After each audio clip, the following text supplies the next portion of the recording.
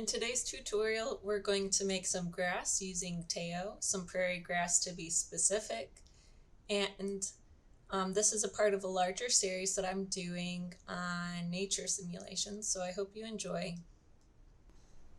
This is an example of the animation we're working on. In the last episode, we used Terraform Effects to make some land, and now we're going to place some prairie grass on it.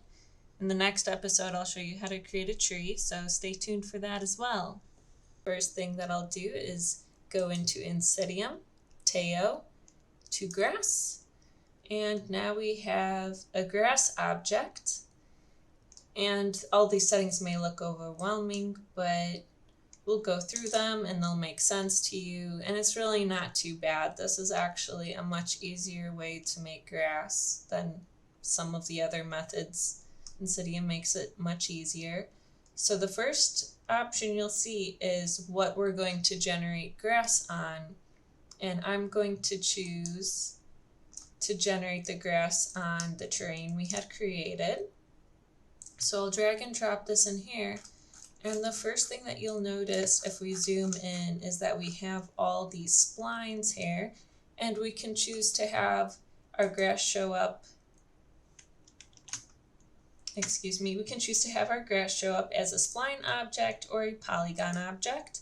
If I select polygon object, now you'll see our grass here is actual geometry, and we can even change our display to quick shading with lines, and you can see the individual polygons making up all of that grass, which is really wonderful. And here you can make some other changes. You can choose the density of your grass. You can make it less dense or more dense with the slider here. I'm going to make it a little bit less dense for right now. You can adjust the seed. So if you don't like how the grass was randomized, you can adjust it with the seed.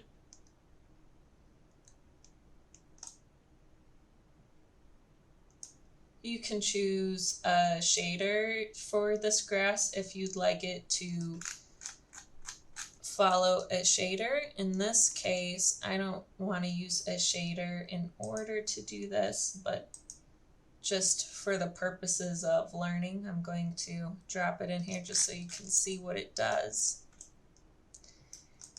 And you can see that there is more grass over here than over here because our shader is determining where that grass is. Our gradient is determining that, and it's going from black to white.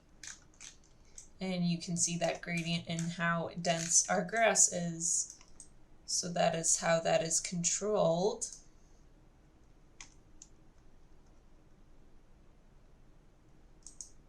Going to clear this out, and I'll go back to how it was before. And I want this grass to look more like prairie grass, so first of all, this needs to be far taller because prairie grass is some tall looking grass.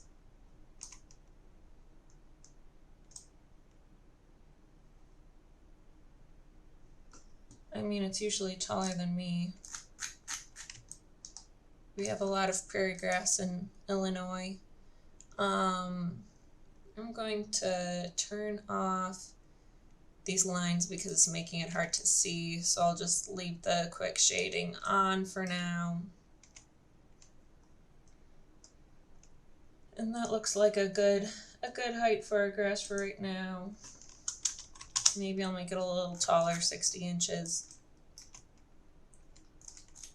Doesn't need to be very thick.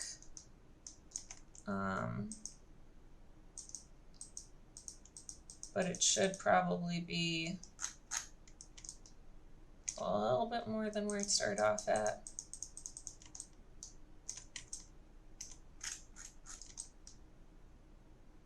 That's looking good.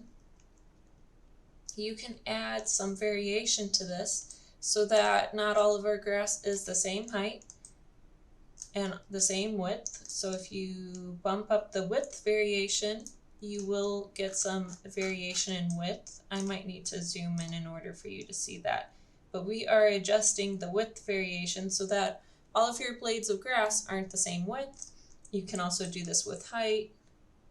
Vary the height. Now they're all the same height when we take this down really low, and when we bump up the height variation, there's more randomness so that our grass looks more realistic. You can also vary the bend of your grass. So if you want it to bend in different directions, you can do that. And you know, I do a little bit of this, but I don't think it needs too much. I'll just add in a little bit of bend variation there. You can adjust the bend angle in here, which direction your grass is bending. And this makes it really easy to add in a lot of randomness into your grass and have it look pretty realistic, which is wonderful, of course.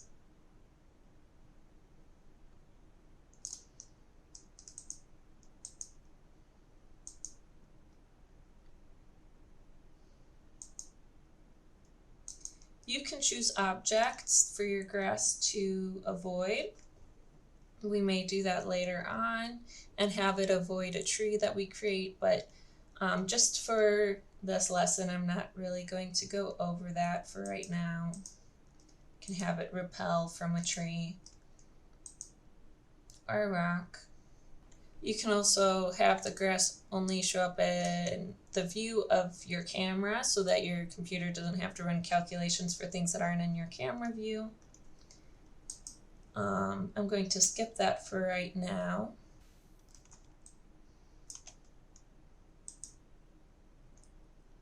So right now, if I press play, our grass is not doing anything, which is really boring because we're animators and we make things move. So I'm going to enable the wind,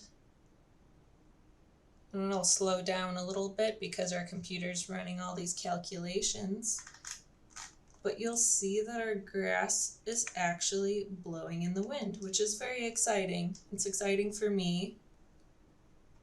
This would have been really hard to do before Taiao, and I just made our lives a whole lot easier. So thank you, Insydium, for simulating wind for grass, because that's always been a hard thing to do as a 3D motion designer, to make realistic plant motion.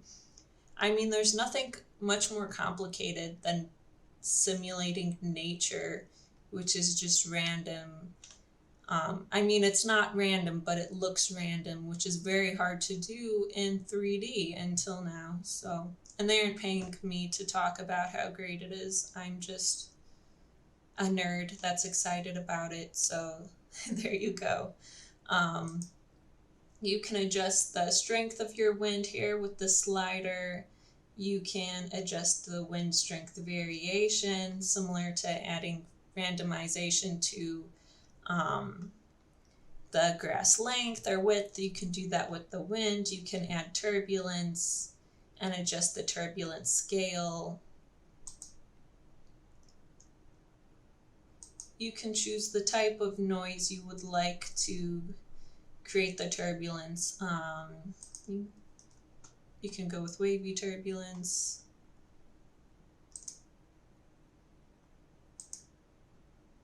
Noise.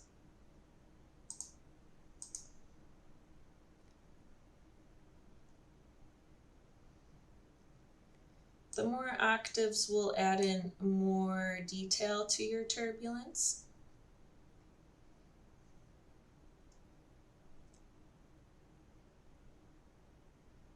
So it's really up to you what you'd like to do. You can also adjust the frequency. And you know what is the coolest thing about all of this? Is that there's a loop button. You can choose how many frames you want this simulation to run until it loops. So down here where it says loop time, that is amazing. I'm going to make our loop time 30 frames. So every second this is going to loop, because 30 frames per second means 30 frames is 1 second, and after 30 frames it will loop the wind simulation. If I hit play,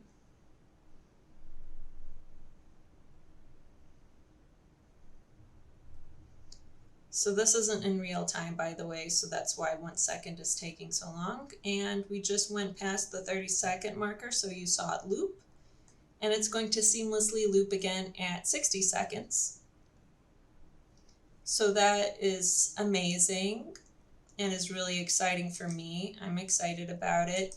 I mean, it's not easy to do grass simulations, and it's even harder to make them loop, and now Insydium just made it easy.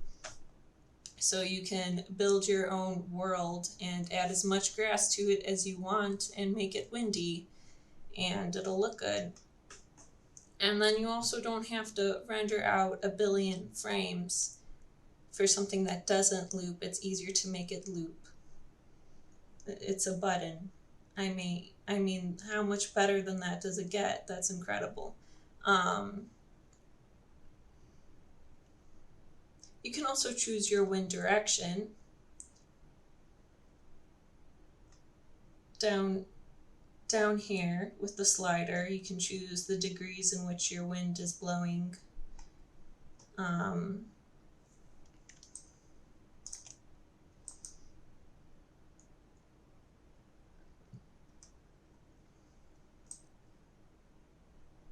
So now our grass is turning around.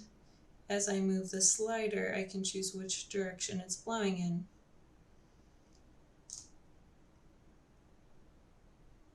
I kind of like it blowing that direction.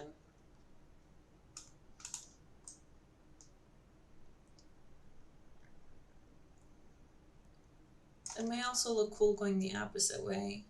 And now you can see if I take down the strength slider, it'll bend a little bit less, be a little bit of a less windy day.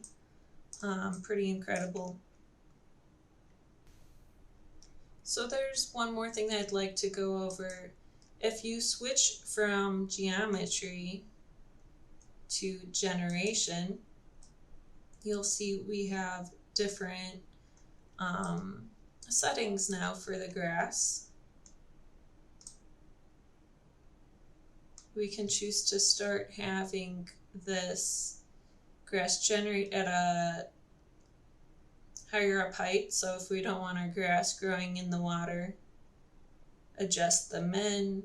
You can also adjust the max, like if you have some mountains and you don't want the grass growing on your mountains, you can move your height max, and then that way you only have your grass growing in certain places.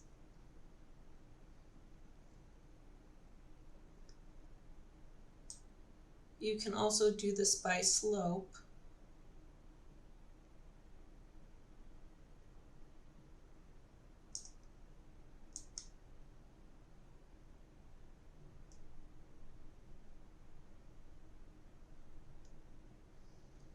So that you can have, you can control where your grass is growing based on the angle of the slope of the land. So if you don't want it to grow somewhere in particular, you can do that.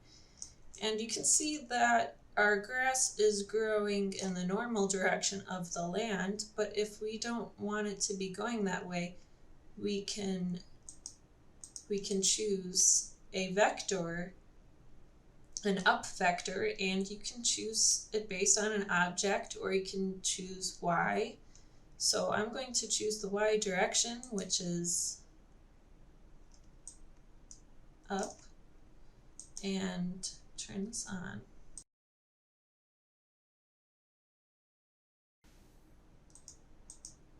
So you'll see if we have none selected, so the wind might be messing with the direction a little bit since I have forces on. So what may make it easier for you to see is if I turn off the forces, the wind force, just temporarily, and right now we have none, so you can see it is normal. And then we change it to the world, and now our grass is pointing upwards towards the sky much more. And I think that looks better. I'm going to turn back on our wind now.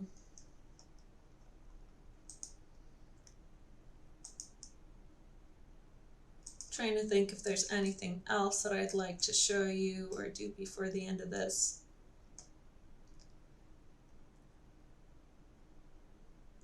At the beginning of this I said that I wouldn't use a shader, but I think I'm going to probably change my mind about that because I don't like how there's this abrupt change of grass to no grass.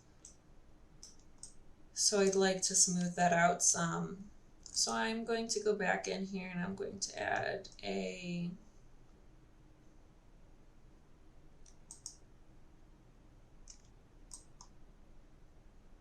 shader in here. If you add in noise, you'll have some patches without as much grass as others, which is cool.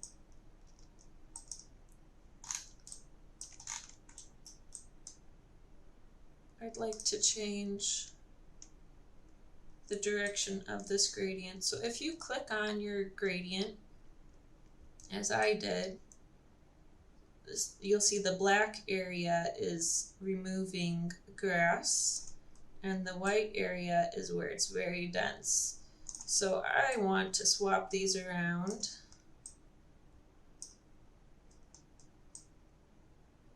And then I want to have the grass become a little bit thinner as we get closer to the camera. And I can adjust this knot here to adjust how smooth that transition is, or not smooth that transition is.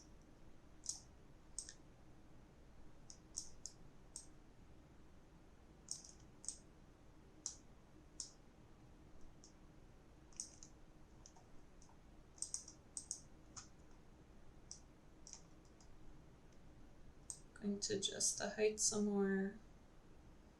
So now we'll have a little bit of grass growing in the water, but not too much. And as the camera gets further back, we don't need to be generating all this grass because we're not going to see it very well if the camera's somewhere like here. So I can actually go further in here and adjust this, grab another knot there.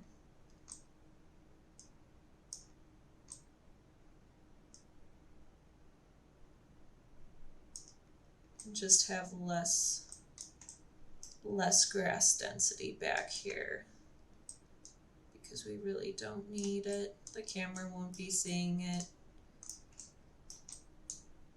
So this is basically how to make grass, and you can add in a grass material in here, redshift grass material if you'd like, or octane, whatever you're working in. I stepped away from this project for a little bit after recording, and I was actually looking at some nature references, and I decided that I need to come back to this and make a few changes after looking at prairie cordgrass again in real life. So if I open up grass and I open up object and go under geometry, when I was looking at this in real life, this grass had a little bit more bend to it. Not a lot, but a little bit. So I want to add that in.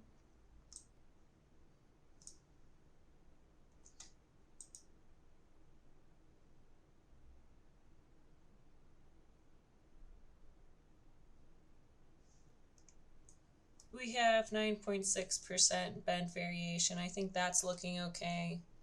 I want to test out the scene, so I'm going to go under Simulate, Make Preview. And I'm going to make a larger preview than that.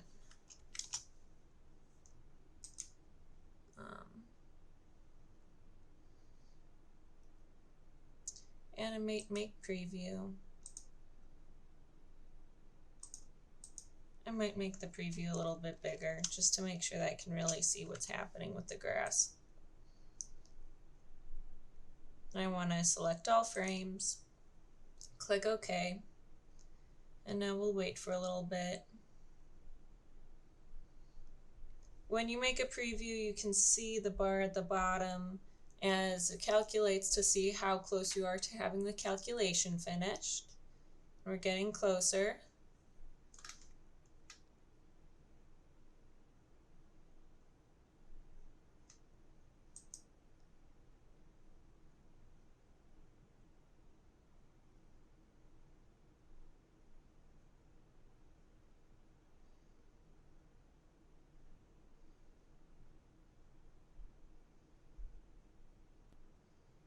This is actually pretty nice. It looks a little bit more random with the grass bent in different directions. It doesn't look like it's moving too fast. So I think this is good. I'd like to add in another layer of grass. When I was looking at this in nature, I realized that you could see the old grass from the previous season that was more brownish kind of color and was bent over. And I wanted to add that in for that realism because you can see both the old grass and the new grass of that season. So what I'm actually going to do is create another grass object. So if I go under Insydium, Taiao, I'll grab in another grass. I'll name this grass New this season.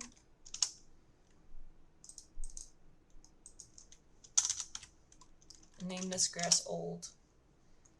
And in here, I will follow a similar process.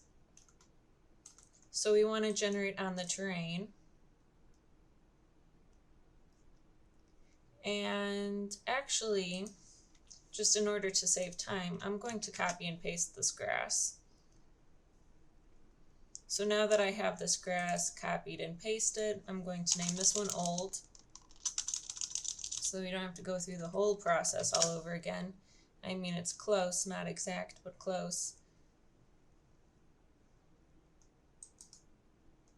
And for this grass, I'm going to adjust the gradient and I'm going to hide the new grass.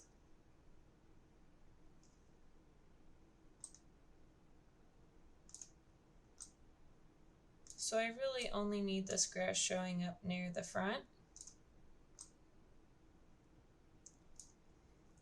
This old grass is going to have a lot more bend to it.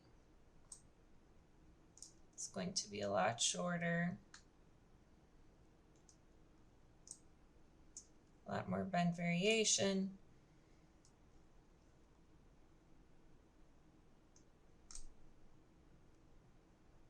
It's not going to be as tall.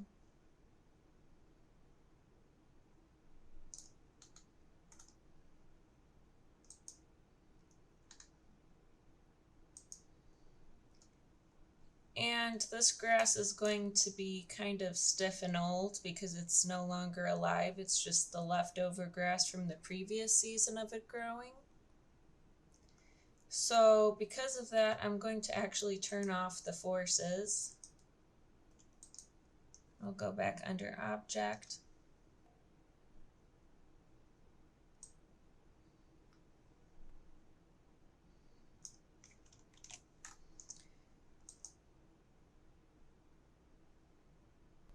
Something really cool that you can do if you want to is you can drop in a camera and actually control where your grass is growing based on a camera. So if I zoom in on the grass here and go into the grass and go under Field of View, I can drop in this camera and turn on camera FOV.